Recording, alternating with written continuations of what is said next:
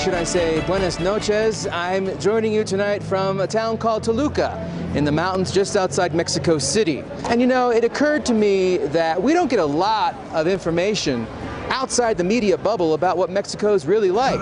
So I wanted to bring you some perspectives you might not have seen before. Mexico, a nation of 130 million people, gained its independence from Spain in 1810, and like its neighbor to the north, has a federal political system. Mexico has 32 states and a central government located in Mexico City, with executive, two-chambered legislative, and judicial branches. And like the U.S., Mexico's national symbol is an eagle, although the Mexican version is gold.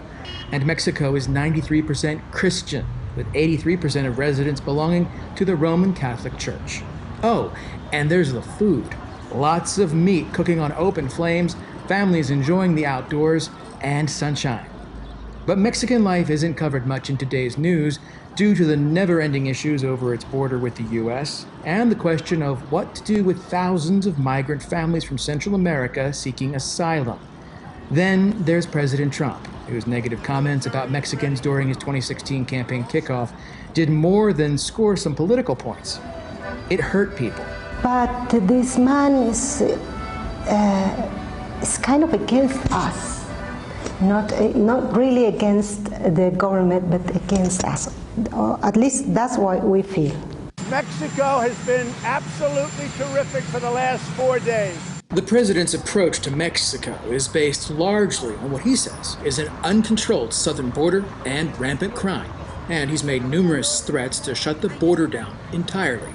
This might sound good to some, and they might ask, why should we in Missouri care about how Mexicans view our president and our country? Well, it might all come down to trade. Dr. Rachel Gillum, an international trade and security expert at Stanford, explains that North American trade agreements are key to American and Missouri jobs.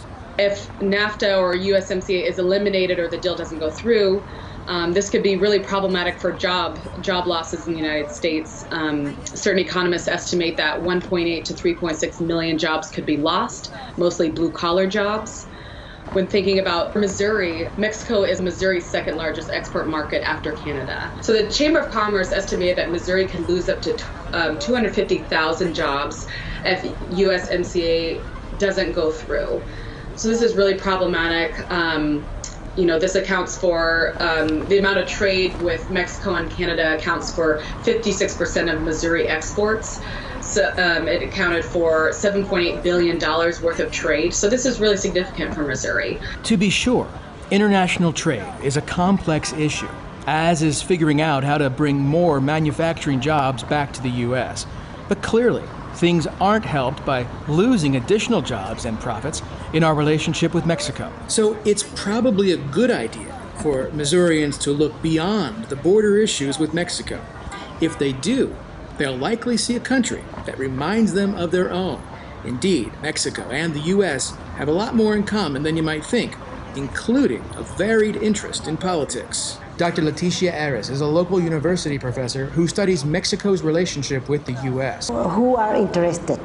Academics, young people, not middle-aged or old people, not much older women, for instance. Then there's corruption. I found this display in a local museum in Toluca, and while it lampoons Trump, Mexican and South American leaders are also ripe for the pickings, this time over access to oil and gas and Mexico's state-owned petroleum company, Pemex. The bottom line is that Pemex has developed a huge movement inside based on corruption. The people who stole gas from the pipes are around Mexico. So they discover how to pinch the pipes and get the gasoline, the oil from there, and then sell it half price. That's terrible. But the problem now, this government has discovered that Pemex allowed to do that. So in Mexicans' minds, Pemex is as corrupted as the people who stole the gas. The issues are different, of course, but Missourians have had their fill of corruption too. It makes you wonder if there's not more we have in common across borders as people. This notion is often lost in the latest headlines, and Aris suggests some personal investigating might go a long way to understanding Missouri's key trading partner to the south. What's something that we're missing in the United States about Mexico and the Mexican people? We like you, we like your cities, we love your American style of life. But you don't know our style of life. You don't know our culture, particularly the government. People, normal people, if it is interested, they could know more than about us, about our culture. And the more information, the more closeness we can develop. And Aris has a suggestion. Instead of heading to Cancun for your next vacation, spend more time in our little villages, our little towns, and stop to believe what the politician says. And we'll be back after this.